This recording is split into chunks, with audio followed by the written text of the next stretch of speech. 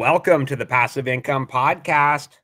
Please be sure to join the Passive Income Posse by clicking that subscribe button below. Super excited for this episode. Welcome back, Harris, from the At One Penny podcast, or One Penny at a Time. Harris, please, for those who don't know, and I know a lot of people listen to your podcast, but just go ahead and give yourself a brief introduction. Sure, absolutely, Dave. Thanks for having me back on the podcast. It's been a minute since we chatted, so excited to catch up. Also, love the Christmas decorations. Love the touch there. Yeah, thank you. How Um, do I do this? How do I do this? How do I point? Yeah, that's a nice little Christmas tree over there. yeah, and you got the garland going down. Man, you came prepared for the holidays. I love That's it. over there. Yeah. Yes. For those who don't know, I'm based out of Austin, Texas. I have been investing since May 2022.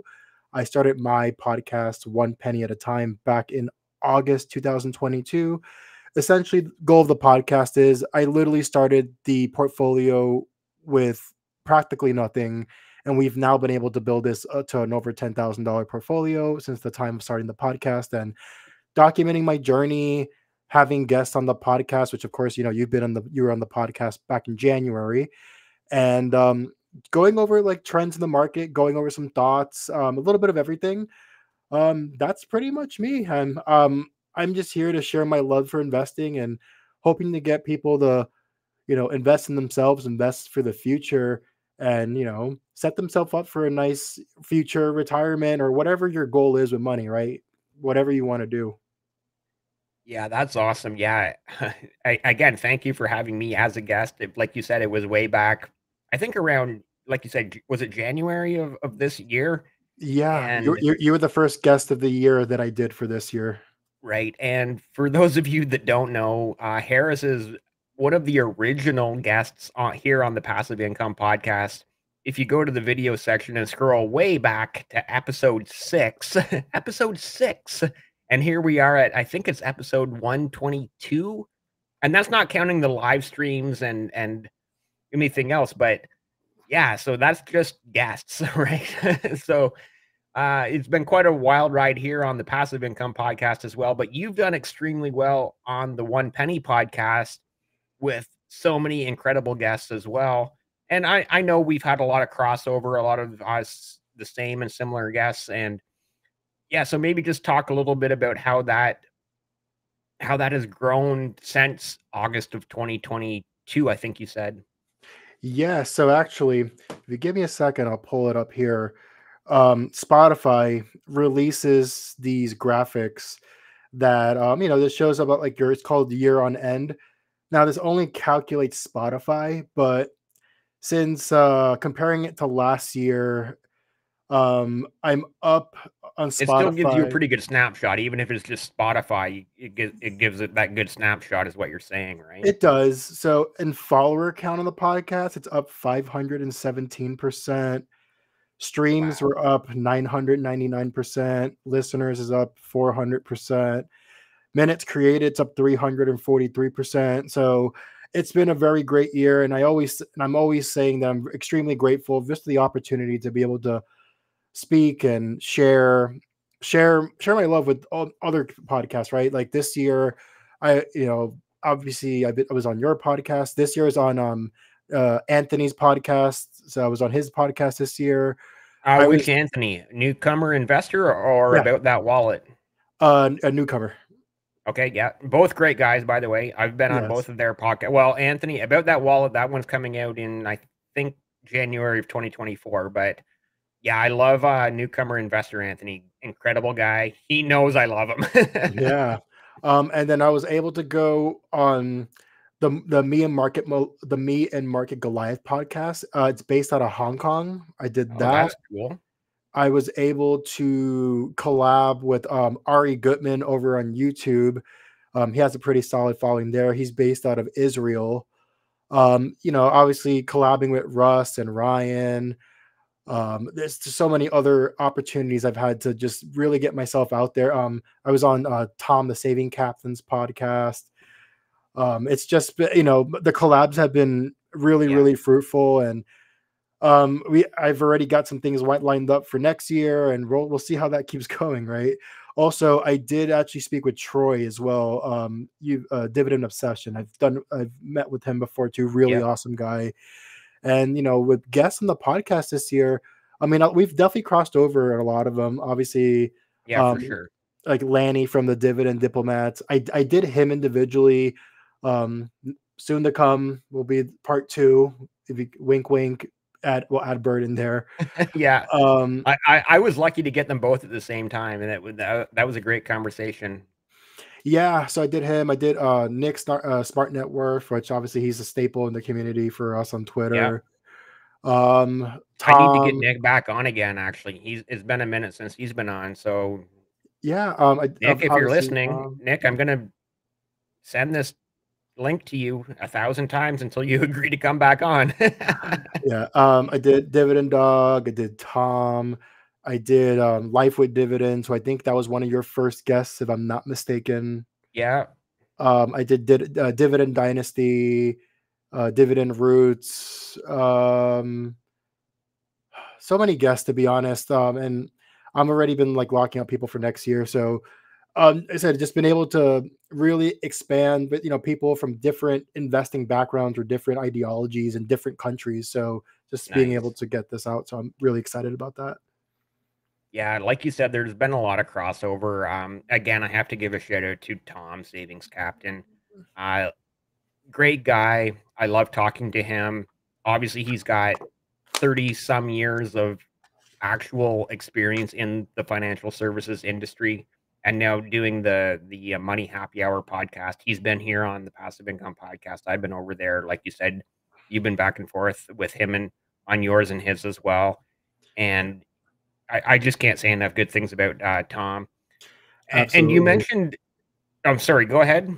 But Tom is a superstar, but we can't forget who the real superstar is, Radish, Radish.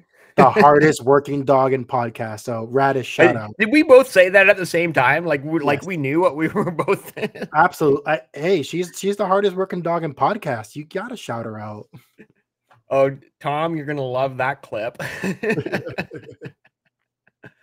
uh, and you also mentioned Ryan and Russ, and there's been this great screenshot. Well, the screenshot itself maybe not that great, but the people in the screenshot are just absolutely fantastic. Which is you, Rusty Ram, Darth Dividends, and Ryan. Retire with Ryan. And unfortunately, I'll like full disclosure, I have not had a chance to listen to any of that yet. I totally want to listen to that. Obviously, the four of you are some of my most favorite people in the community.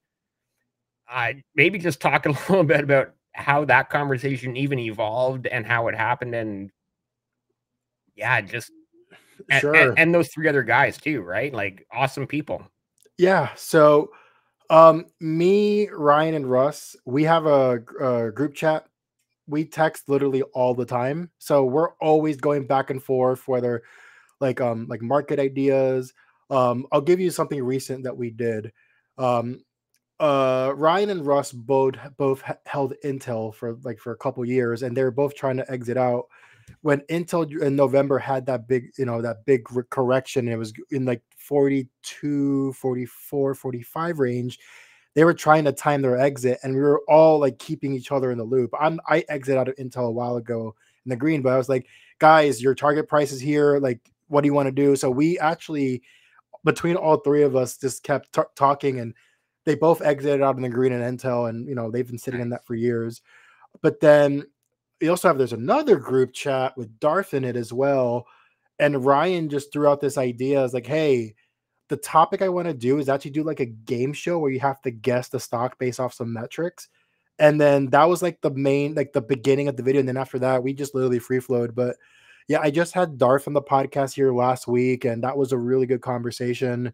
And Ryan and Russ, Yeah, great. we literally chat Great all the guys, time. right? Yeah. We're actually talking about meeting up in Las Vegas next year, like me, Russ, and Ryan. Oh wow. Yes. Now I do have to admit, and so I'm looking at the four of you, and the four of you guys are American. Obviously, I'm Canadian. Mhm. And was it a South Park or maybe The Simpsons? And I'm literally looking at this, and I'm not lying to you. I'm looking at this going, I'm Canadian, so they think I'm slow, eh? No, yeah. If I mean, if it's South Park, you have to have the half cut head and moving up and down. But Right, right. no, it's they're great guys, and they've become some of my closest friends in like through this space and through this community. So Yeah, that's amazing. That's amazing. So, okay, so we've talked a lot about podcasting and the connections we've made and the friends we've made and the people we've talked to and the conversations we've had, which have been obviously you've had I don't know if you've had hundreds. I've had hundreds of incredible conversations. You've had probably close to hundreds of great conversations with people. And um how has that kind of affected your investing strategy? Because I know it's definitely affected mine, right? Do you look at things differently now than you did a year and a half ago because of what you've heard people say? yeah, so a big thing, and I'm going way back, and when I was on your podcast the first time, like I said, the portfolio was in diapers at that point. Like it was so, very starting off. The one thing I can say that I've changed compared to when it was last time is considering I back then I wanted to have a portfolio of 30, but I've right now I'm at 21. I've kept it as small as I possibly can. Right now, with all 21 holdings that I have, I'm extremely happy with all of them. I don't really intend to selling anything out. The only thing I've had thoughts about, and if I ever did, it'd be Target, which we talked about that last time. We won't go too crazy about Target. Obviously, Target is a no in Canada, but it's actually been it's up like 20% for me over the last month, and I'm almost back to break even. But Right. I want to see a couple more earnings reports, see how that's going through there. But sometimes I just know less is better, and that's been something that's Yeah. definitely changed. Also, no more telecom stocks. I'm completely out of telecom compared to last time. It's actually the best thing I've ever done, and I sleep better at night not holding AT&T or even trying to look up telecom stocks anymore. It was too much of a headache. So Yeah. that's one thing I changed Interesting. there. Also, another thing that I changed, I think back then, I think I had Apple and Microsoft and a couple other like stocks that are hard to build out individually as individuals. I ETF them out, so I just rather build the ETF. And reason for that is one, it's easier to build out an ETF, but two, my psychology is if I see Apple and Microsoft up 50, 60%, which is the case sometimes for some of these stocks, it's going to be hard for me to mentally add to that. But if it's to an ETF, I don't care. I'll dollar cost average to it, whether it's yellow, it's red, it's green, because I'm thinking about this as a whole picture. So those are the two main things I can say that I've evolved on. And honestly, I think it's made me a better investor. It's made me a more patient investor. Like right now, I think I used to have like 10 stocks in my watch list at the back then when I was on the podcast. Now I think I only keep it to a maximum of 3. And Oh, right now wow. Because I probably have 70 on my watch list, but I have no which rush, is really bad because there's literally out of that 70, there's 60 of them that I'm never buying. I maybe I just like to watch to see if they go up or down. I don't know. Yeah. Let me ask you this. I mean, I can definitely say you've had way more guests than I have in the podcast, and you've had a lot more conversations. Has anything changed with you and your investing style since we've last talked? Oh yeah, definitely, definitely. Um, Actually, going back to about a year from now, in December 22, was when I had Dividend John on the podcast for the first time, and he's been a guest on a few live streams since then. Actually, I think he's coming on the live stream in a few weeks in December, and obviously, Dividend John is very Canadian centric and very focused on the Canadian banks and the Canadian telecoms, which I'm guessing must be very different than the U.S. telecoms. But yeah, so basically, just looking much more at companies that pay or have dividend raises, whether they're annually or yeah, well, mostly annually, right?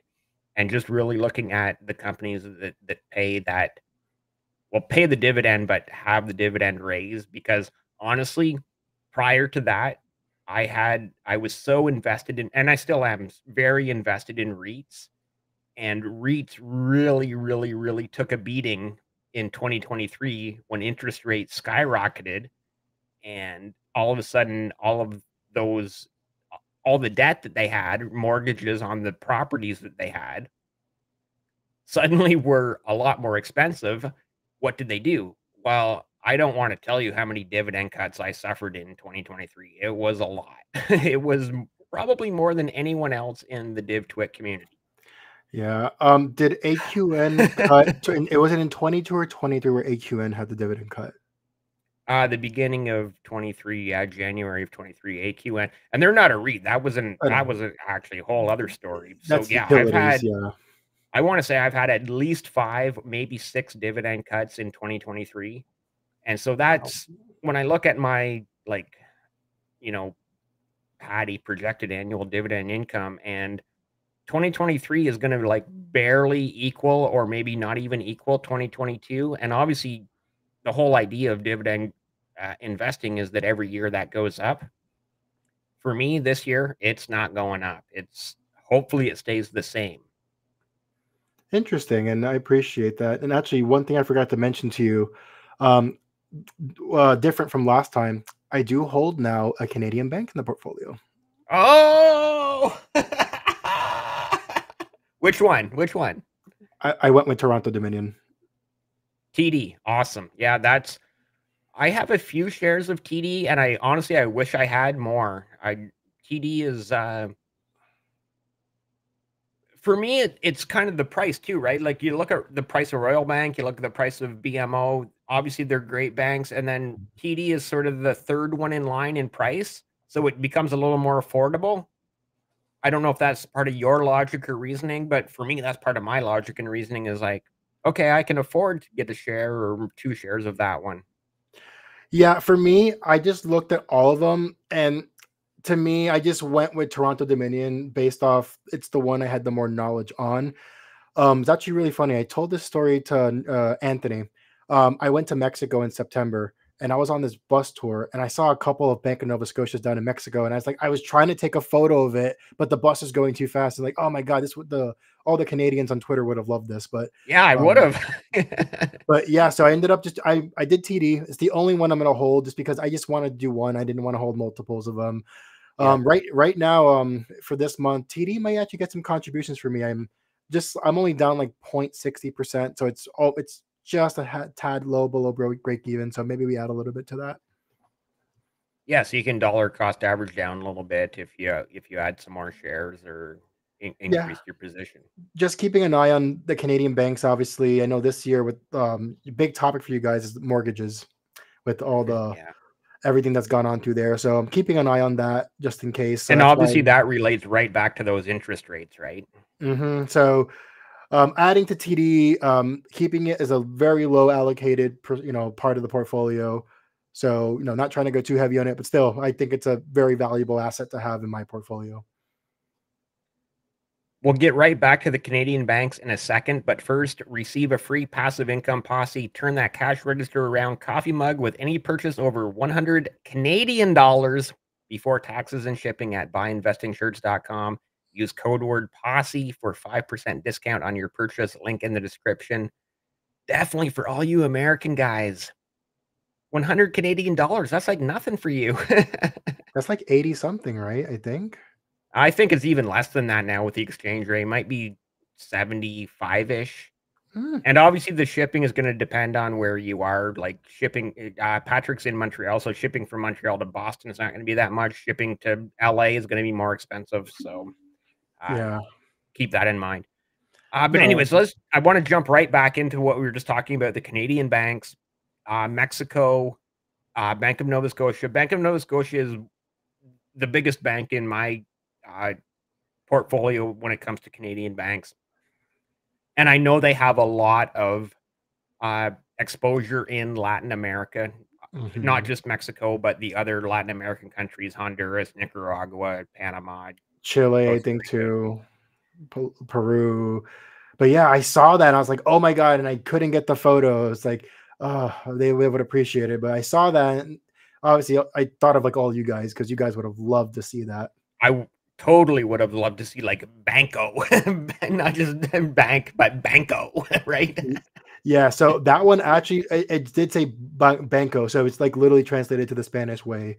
But yeah, no, that was a really good time, and I'm trying to think what else has changed since the last time we talked. Honestly, I think right now, I can definitely tell you, um, I, I've never really dabbled in high yielders, and I still kind of am in the same boat, to be honest. I have a couple of them that have done pretty good for me overall, but a lot of the high yield stocks I've just stayed away from. It's out of my circle of competence. It's out of my risk zone. Right. I just want to make one more point about Toronto Dominion TD, which you said you're now invested in. Obviously, TD is one of the top, probably two or three of the Canadian banks that has a lot of exposure in the US, right? So Correct. it's very familiar to a lot of Americans. Number one, right away, you look at going back to Boston, TD Ameritrade, TD Ameritrade Gardens, right? Like it's a title sponsor of a stadium. Yes. And I've actually talked about this before on the Passive Income podcast where could you make an entire portfolio just out of stadium names in North America? And it's like, yeah, Oh, you you could make a pretty solid portfolio out of that, right? Oh my God. So let me think about it right now. American Airlines Arena, that is in Dallas, SoFi Stadium, LA. I can go on and on. Forget about it. Yeah. I can definitely name a You bunch of can stadiums. see what I'm saying though, right? Yeah. Like not just TD Ameritrade, but even here in Canada, you've got the Bell Center and you've got Rogers Arena and so on and so forth. Mhm. And then obviously in the US, you've got so many others as well.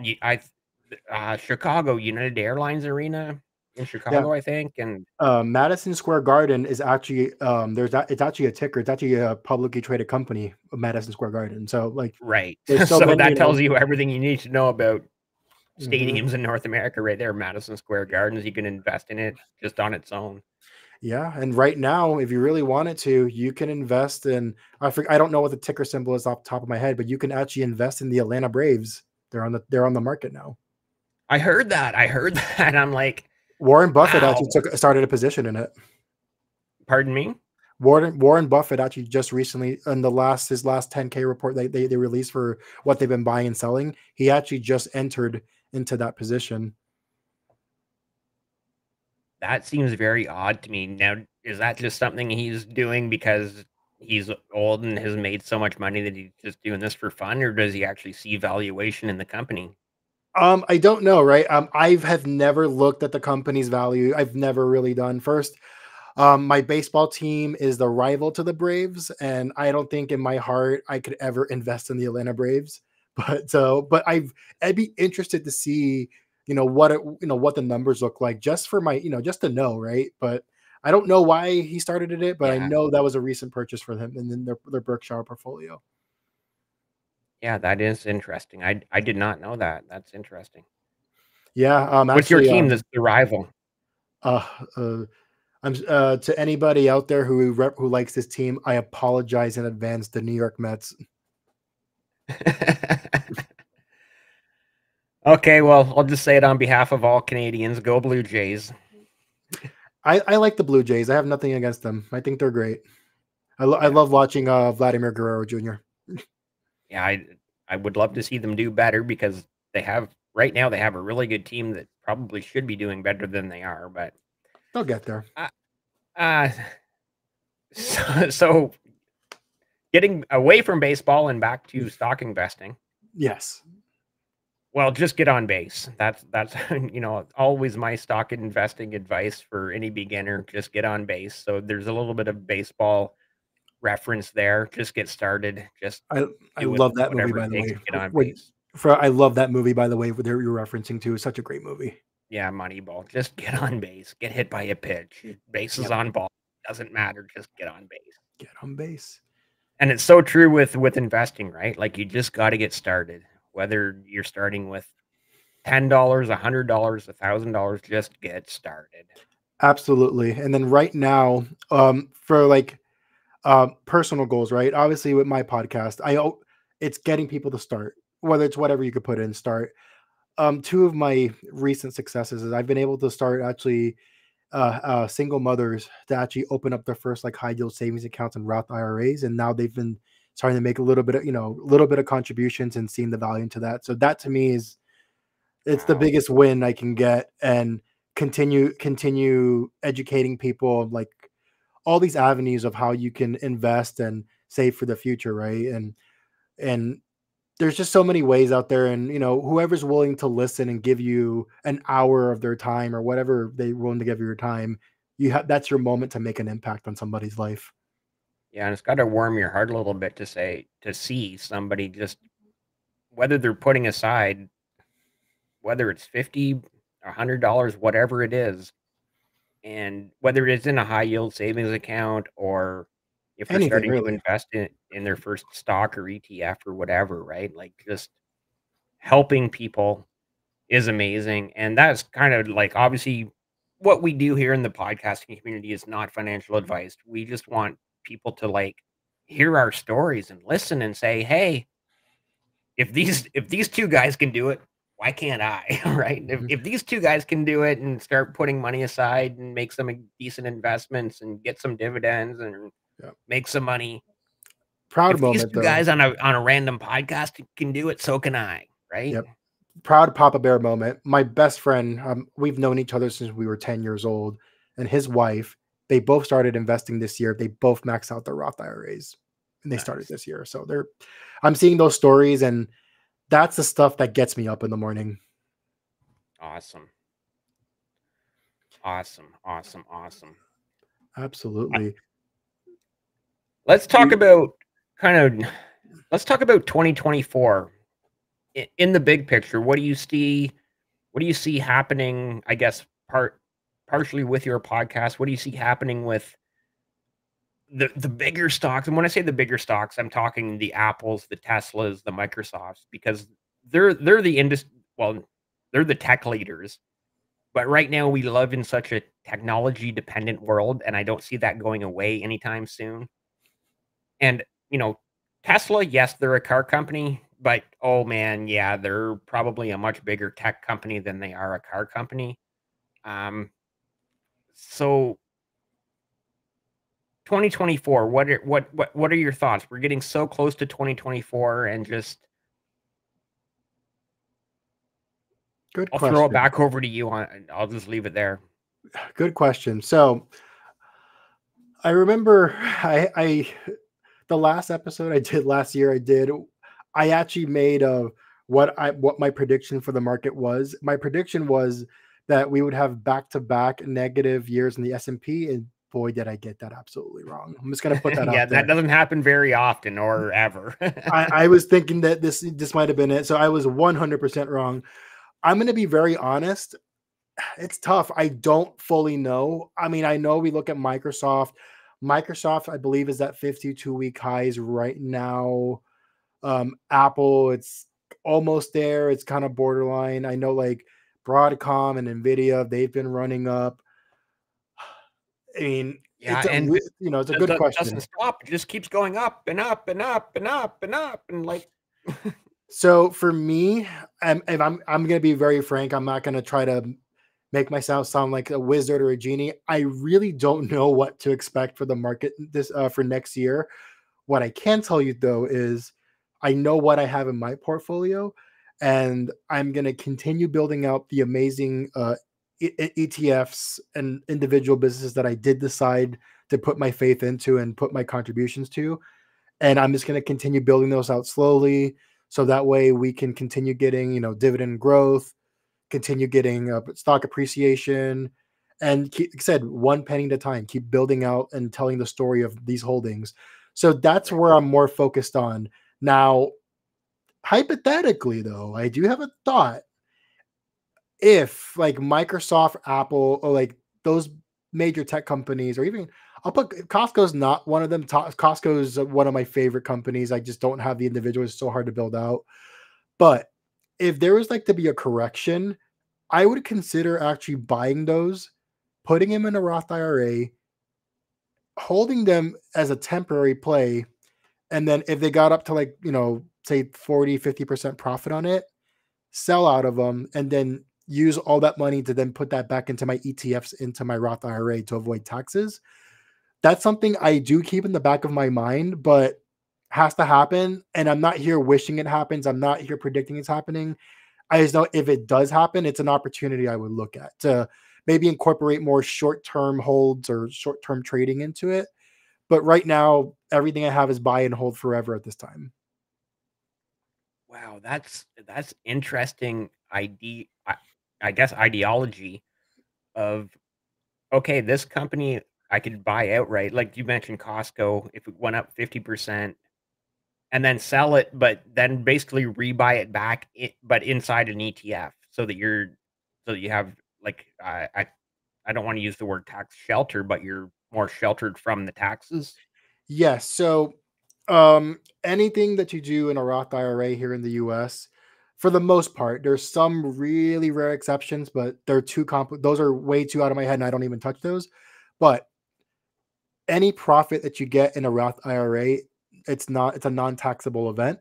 So if my Roth IRA is 95% ETF, just because that is not an account for me to have fun money and play with. It's really important, and I keep it as safe as possible. And it's literally SCHD, VTI, which tracks the whole market, QQQM, which it covers the Nasdaq, and then I have a couple REITs in there, just to shelter from the taxes. But if I found some of these amazing businesses, and there was an opportunity for a discount, buy a little bit of it, and then if it runs up, sell it, and then just put that all into the ETF and just build out the ETF that way as well.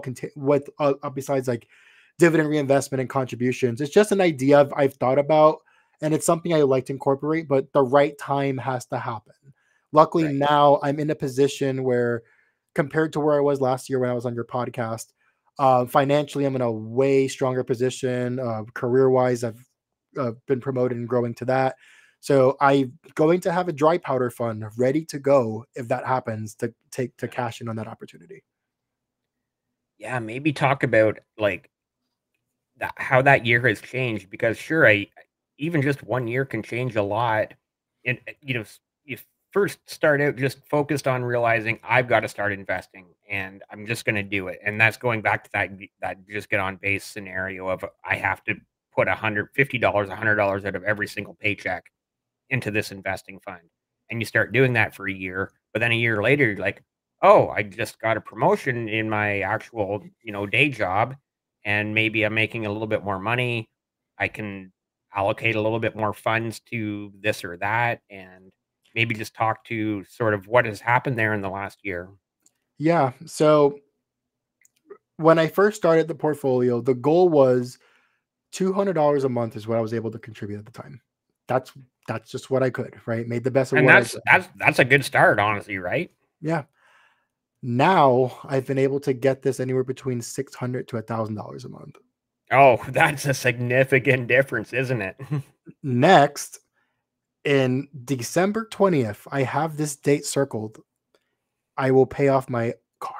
And then that's going to free up even more money to then keep growing and investing. Right. So with this raise, the most important thing I will say, and this can apply to anybody who listens to this, is don't let lifestyle inflation take. I still live if I mentally, I still live if I live with my old salary, Yeah. but and all the extra money Still is live just with the fact you have that car payment, even though it's circled on your calendar that you don't, but that whatever it it's is, $500-$600 a month, it's still there.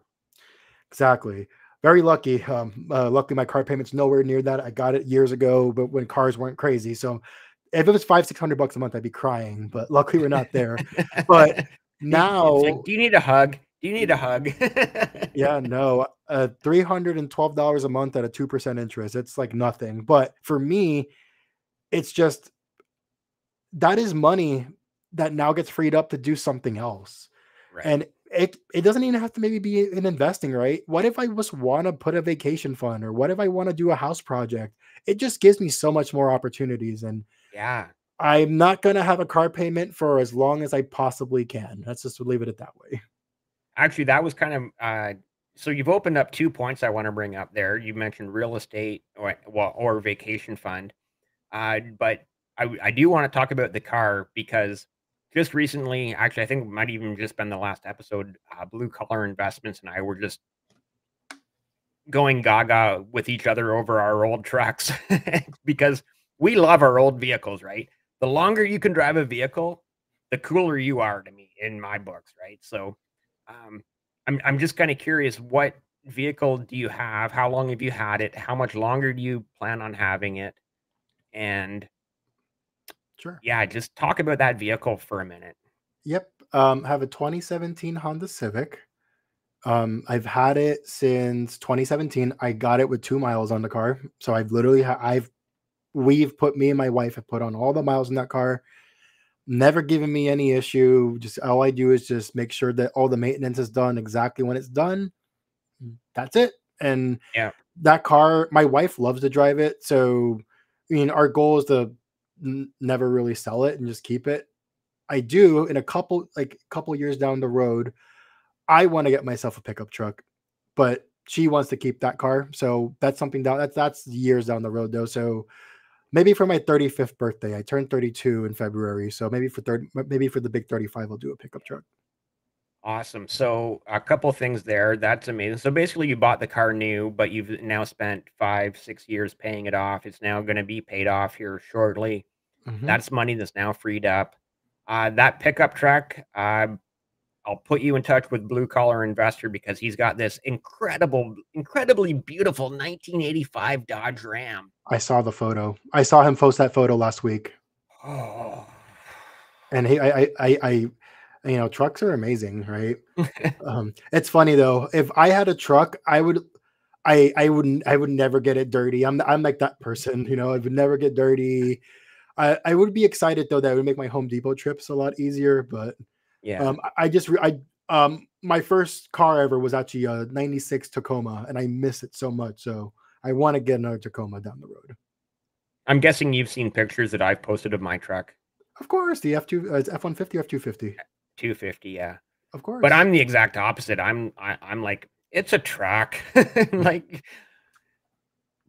the pictures I post on Twitter don't tell the whole story. I need to take some, like, close-up shots and, like, probably do a thread of, like, "Here's what my truck really is."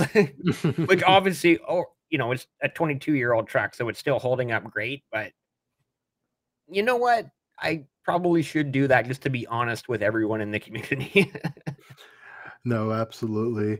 It'd be really cool to talk about, Dave. Let's talk about some of the newer holdings I have in the portfolio now compared I didn't have back then. Yeah, Um, yeah, we, definitely. yeah, TD was one. We mentioned TD. Kroger is one that I have in the portfolio now, and it's not had the best year, but I'm happy about that because that gives me an opportunity to really build that out. But Yeah, the 5-year dividend CAGR on that, look it up. I think it's right now like 15%. It's a really solid company. Their dividend payout ratio, I think, is less than 30. So it's gonna have those years to really compound. What else that have I added? I finally ended up putting McDonald's in the portfolio. I know we've talked about McDonald's 1,000 times about yeah. my favorite real estate company. I never pulled the trigger. And Tom actually is the one who gave me the best tip on that because I had paralysis on wanting to start it up because it is overvalued. And full disclosure, I think McDonald's is overvalued, but it's an amazing business. Tom is like, if you love the company that much, buy it in 25, $30 increments. And then when you have a bigger opportunity to buy more, then do it. So that's actually how I'm building up McDonald's. I'm building McDonald's out very slowly because it's overvalued, but I think it's a really important asset in the portfolio. Other than that, the holding I've actually added to the most this year that's not an ETF is Vici Properties. And that is one that I'm really, really long on. Las Vegas Right. real estate, Yeah. casinos. Um, I think actually when we talked in your podcast, I had just gotten back from Vegas and I was in awe. And that's where I really started doing research into the company. Right, right. A couple quick points there. Mhm. There's actually a Kroger paper plant, just one town over from me, so about 30, Oh, 35 nice. minutes away. Nice. And obviously, they're not just in Canada, I'm sure they have plants like that all around North America, and who knows where else in the world, right? So, Hmm. making paper towels, toilet paper, and things that people use every single day. So that's obviously probably a solid buy, right? People, that those daily use products that people rely on and depend on. So yeah, why wouldn't you? Hmm. McDonald's, yes, I totally agree that it is a real estate company. They love to own the land that their restaurants are on. But at the same, I don't know if you saw this about a month ago. I just happened to be in, grabbed a burger, like a Big Mac, or actually it was a double Big Mac at the McDonald's inside the Walmart. I don't know if you have Hmm. almost every Yeah. Walmart in Canada has a McDonald's inside it. I don't know if you Yeah. have that there, but The US they a lot of them, some of them do, some of them have closed down, but it's also a popular thing over here as well. yeah. So I just happened to post a picture of a double Big Mac from the Walmart I was in, and oh my goodness, I couldn't believe the response I got on Twitter that day. I was like, I was expecting that tweet to get like 1,500 impressions, and it got like 50,000 or something. And I was like, really? It's just a picture of a Big Mac. So No, absolutely. I Other think that than tells you a that, lot about the marketing power of a Big Mac too, right? Like, absolutely. And I'm taking a look here. Honestly, other than that, as far as like new companies, that's really it. Since last time I've exited out of AT&T, that I sold out at an 11% loss, give or take. I said at that point, I put all that money into Main Street Capital, which I already held, and that's done way better for me in total right. return. I sold out of Best Buy. Best Buy, I sold it with like a 7% profit. I was just trying to minimize more retail. And I love Best Buy still as like a consumer, but it was just time for me to maybe make the portfolio a little bit simpler. Yeah. I exited out of, what else did I exit? Intel, I sold out of that at like a 10% profit. If I would have held on to it now, it would have been much more. But at the time, it's just like, I it was a too complicated a business for me to really fully understand what made their chips more superior to Broadcom or Nvidia. So I just kind of started keeping things more in my circle of competence, as my good friends Russ and Ryan like to mention. And Yeah. what I also what I did, I sold out a VOO and I just decided just to build out VTI. I was holding both of them, and I started looking at the overlap, and I was like, why am I doing this? So just Right. picked one and just went with that. But other than that, everything else is looking almost about the same as last time. Still have my REITs like Stag Industrial. I still hold it. Vici is the new one. Realty Income, it's my biggest loser in the portfolio, but it's getting better. But November 1st, I was down like 22% on that. Now I'm down 11.31%. Not adding a lot of new funds to Realty Income just because it's a little bit overweight. I don't want to sell, like trim by selling, so I'm just adding to other holdings to average it out that way. But honestly, like SCHD is my number one weighted, VTI is my number two weighted, and I've been I the big thing I'll tell you is I've just simplified things as much as possible, but That's still. exactly what I was just gonna say is, like, I love what you've done by just kinda streamlining, making things more simple, breaking it down to just I think you said you're at about 20-ish total positions now, that's including 21. ETFs? Yep, altogether. So 21 total holdings, Yeah, and so and, just like, kinda that's easy. perfect, right? You don't need to hold every single stock that's out there. Sure, they all look attractive. Sure, you could go out and buy so many, especially in the US, there's so many that Mhm. like the list of dividend kings and a dividend aristocrats is endless. Well, And it seems to be exactly. endless. I'm gonna set myself right now where my mentality is at. I think I'll only, if I wanted to add a position next year, I'll only add one position and that is it. And that's kind of where I'm at with it because I just want to build out what I have. Yeah, and that's perfect, right? Because you can just keep dollar cost averaging into those 21 or maybe in the new year 22 positions and just keep building those, and you don't need to go crazy. Like I don't know if you ever heard me say, but I've said it so many times. It's not Pokemon. You can't catch them all. You literally can't buy every single stock on every single exchange, right? Just pick Like, I think you're in that perfect spot, and I'm probably saying that because I'm in the similar area. I'm probably a little higher, maybe around 25 ish. Um, but yeah, you just get the 20 to 25 that you really like, that you're really comfortable with, that you really believe in. Not financial advice, but just you know what I'm saying, right? Like just keep dollar cost averaging into those, and you're gonna do okay over the course of 20, 15, 20, 25 years, right? Absolutely. It's funny you mentioned Pokemon. One, I got a bunch of Pokemon stuff in my background. Yeah, that's Two, right. two, it's actually the stock I'm gonna buy is actually tied into Pokemon. Okay, that's interesting. Yeah, I honestly did not know there were any stocks tied into Pokemon, so enlighten me, please. Nintendo, ticker symbol NTDOY. Okay, yeah, yeah, yeah, that makes sense. Yeah, yeah, yeah. So it's a business that I've personally have been studying. It's not even a dividend play because their growth like they pay what's called a variable dividend. So they're not like like US companies where they raise it every year. It goes based off a percentage of profits. But it's a business that I've personally have been studying and how they've been evolving. And I'm really liking the direction that they're going. And it's funny. Early this year, it was a stock. I did an episode and a stock on my watch list. I talked about what I think will happen, and if this happens, this will lead. Everything that I said happened is like, okay, maybe I'm understanding this business well. So I've continued to learn about it.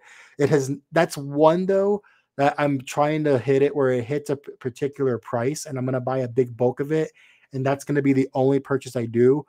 Right. It's a riskier play, so I will never let it exceed 2% of the portfolio. It's more of like I want to see if everything that I think and I've read, it's either going to be I'm either gonna sound really smart or I'm gonna sound like a dumbass. So let's give it a try. Yeah, one of those like could 50-50 one way or the other. I'm gonna look brilliant or I'm not.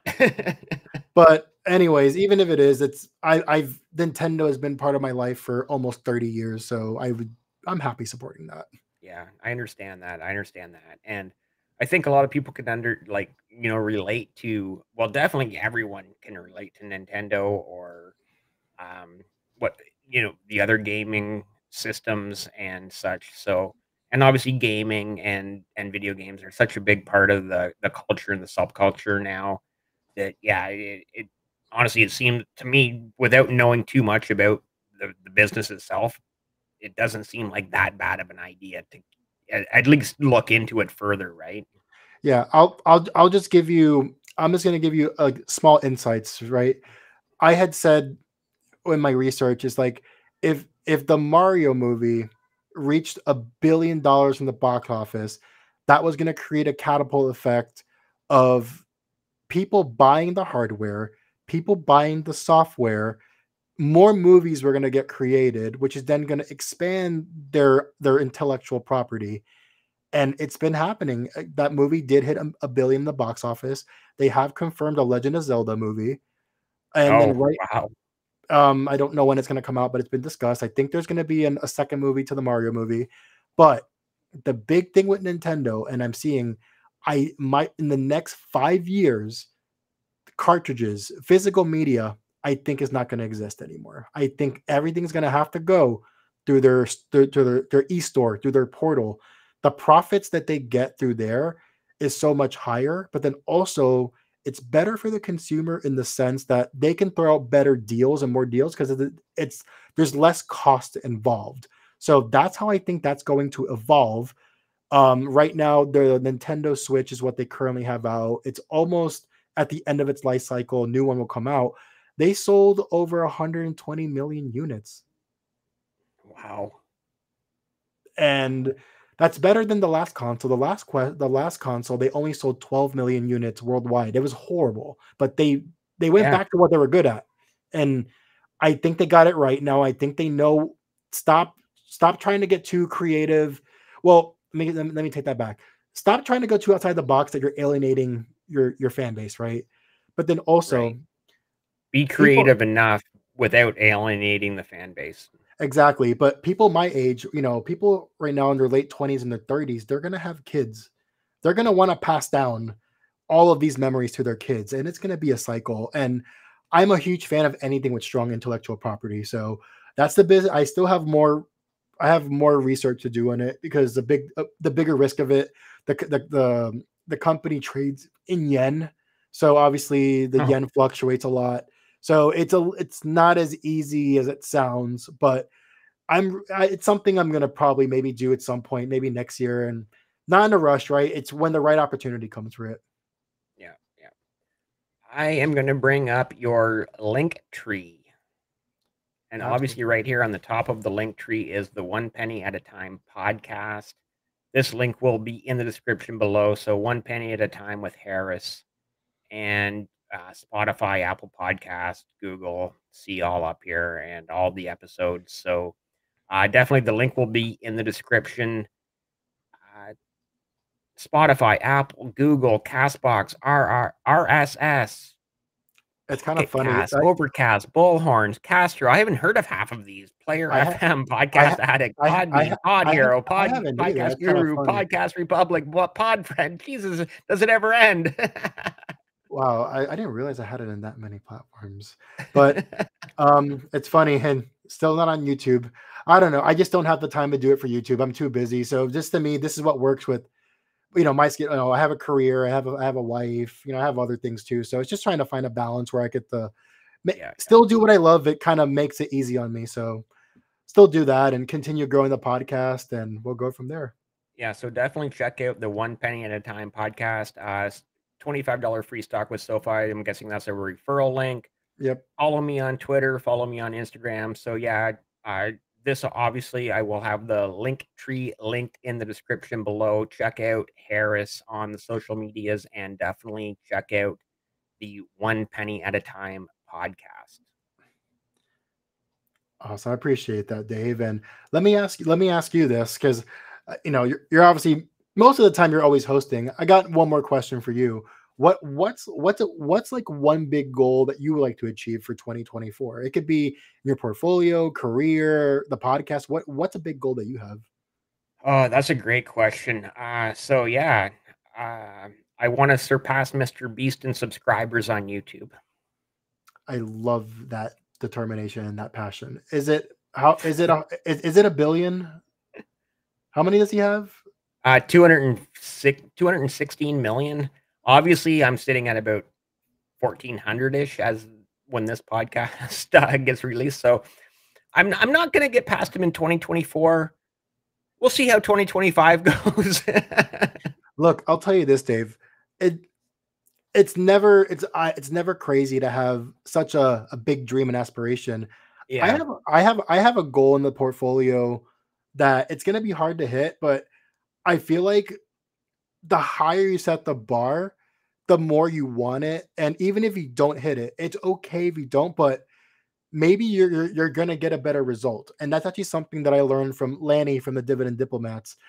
He set a crazy goal this year to add $6,000 of new dividend income. He's not going to hit it. I think he said he might hit like five, but it made him want to Yeah, drive hitting harder. 5 is a lot more than if you had to set that goal at 4 and been satisfied at 4 grand, right? So I'm all for that. I think that's good. Even if you don't hit the goal, it's like, look at the progress you made, and it's still a win. Yeah, yeah. No, and that goes right back to the old saying of like shoot for the stars, land on the moon, right? Like shoot for the stars, you land on the moon, you're still out of this world. Exactly. And that's kind of the idea, right? Absolutely. Uh I guess to kind of answer part 2 and part 3 of your question, yeah, portfolio is just keep plugging along, dollar cost average every second week when I get a paycheck. I just keep putting more money into that portfolio, keep putting more money into the dividend paying stocks that I want so that every month, every quarter, I have more dividends coming in that I can reinvest into, just keep growing that same portfolio. Um, so yeah, those are kind of the main two, I guess. Just grow the passive income podcast on YouTube. I'm well aware that I'm not going to hit 216 million subscribers next year. Nobody else is. Um, but yeah, I'd love to get thousands of more subscribers on the podcast. Um, the podcast is monetized on YouTube now, so obviously I'd love to get more and more subscribers and more views so that I'm making a bit more money. It's not obviously not retirement money or anything, but you know, every little bit helps. So thank you for those of you who are still here and listening, and those of you that have not skipped any of the ads. You know what though, man? Like, I think a big thing is like I've seen your posts. Like you usually post your daily, your daily and Canadian dollars. Like the YouTube pay me this today. What I think it's really passionate is it doesn't matter at what point you are in your life. If you have the passion, Yeah. you can create like it's never too early and it's never too late to do a passion project. And I think that's really important to do. And that's exactly what this is. I've said this right off the top, or like right from episode one. Maybe not in episode one, but I've said it so many times since the beginning of the Passive Income Podcast. Is like, you know, if someday down the road YouTube pays me $100 or $200 a month, that's great.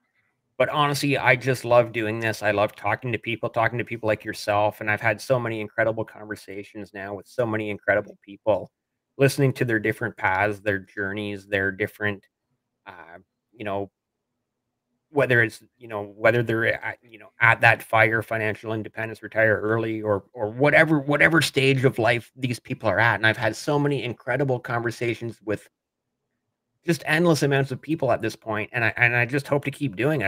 I just love talking to people about investing and trying to help each other get better, right? Absolutely. And I think the best way that you can kind of describe what the community on Twitter is, it's kind of like having an accountability buddy, right? So Yeah. like for me, like obviously I have my group chats with like a bunch of the people I've met through Twitter and through Discord and whatnot. But we go back and forth on ideas. It's like uh walk me off the ledge. I'm thinking this and go, get back. You're trying to go too hard. So it's keeping your buddies accountable with your goals, or not trying to do something crazy in the portfolio. Shout out Dividend Roots. I don't know how many times I've gotten you to jump off the ledge with some of the crazy things you wanted to do, but yeah, it's I think that's what's been great. And then also my wife doesn't have to hear about my stock market stuff, so that gives her a peace of mind. And Yeah, you get an outlet to talk to someone else and not annoy the people in like IRL, right? yeah, so it's I will reference to this. My wife literally calls Ryan, Darth, Geo, who's Dividend Roots, and Russ dividend boyfriends, and that's their name. Like, oh, which dividend boyfriend are you talking with today? It's literally the joke that we have in the house. It's the point now It's where not even a joke, it's real. yeah, what's funny though is like, Ryan has about like 41,000 on YouTube. People have now been commenting on his live stream and his videos calling him dividend boyfriend. So it's become a joke now. Awesome. That's Yes. awesome. Okay, one more thing before we sign off, because Mhm. it's kind of been going crazy, and I know we're gonna go way over an hour. We're already at 58 minutes, but I got to get your take on this. Uh, just over the past, what, 3, 4, 5 days, Bitcoin has started to skyrocket. Any thoughts on Bitcoin or any cryptocurrency for that matter? Um, out of my wheel of competence. It is interesting to see Bitcoin back in the 40s. I remember when it hit the 60s, people were like losing their minds. Yeah. Something that not right now in my stage in my life, it's something that I don't really need to add at this time. If it ever crashed again to like in the between the 10 and 20,000, maybe I'll buy a little bit, right? I'm never gonna say never, but Right. out of my wheel of competence for now. I did crypto one time. It was a success. It was a very successful trade, and I kind of like keeping like I beat crypto, so I like to keep it Yeah, that yeah. way. It's like you went to the casino one time and you won You at the won. blackjack table, and I'm never going back to the blackjack table again. Yes, and then that blackjack table was I sold Shiba Inu for a 1,200% profit, and I'm good.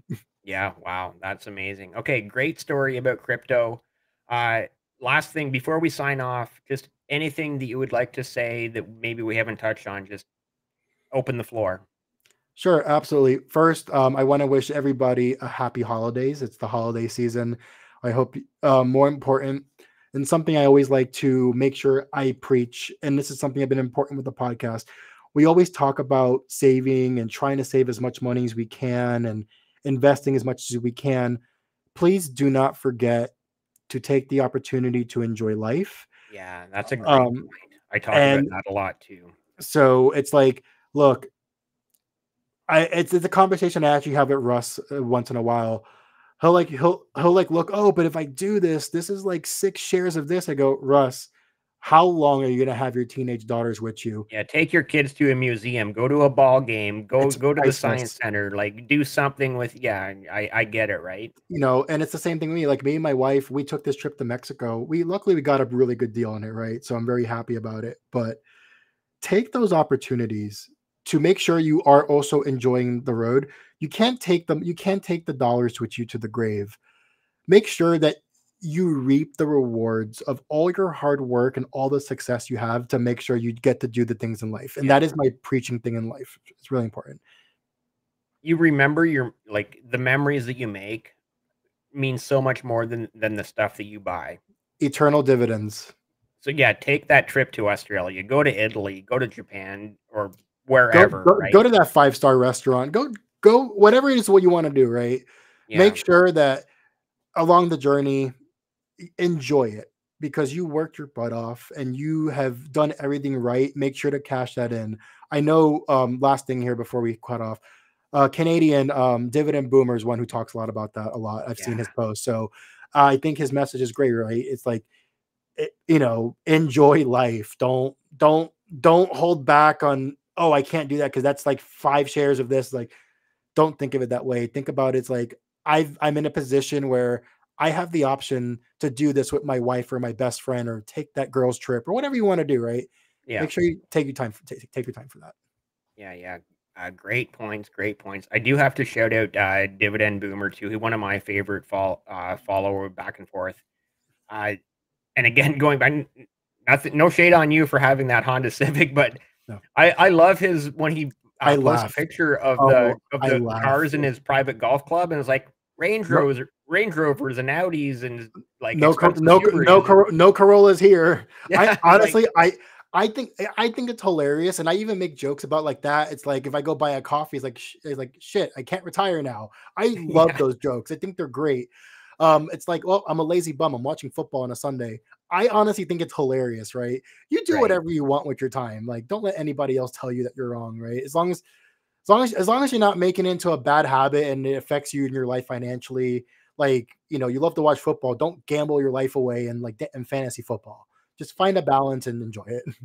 I think that is a great closing point. Find a balance and enjoy it. And you got to, as much as we all want to like stash money away and save for the future, invest for the future, you still have to enjoy life and do whatever it is, whether it's, you know, going to football games, taking your kids wherever, just Uh, enjoy life. So thank you so much, Harris.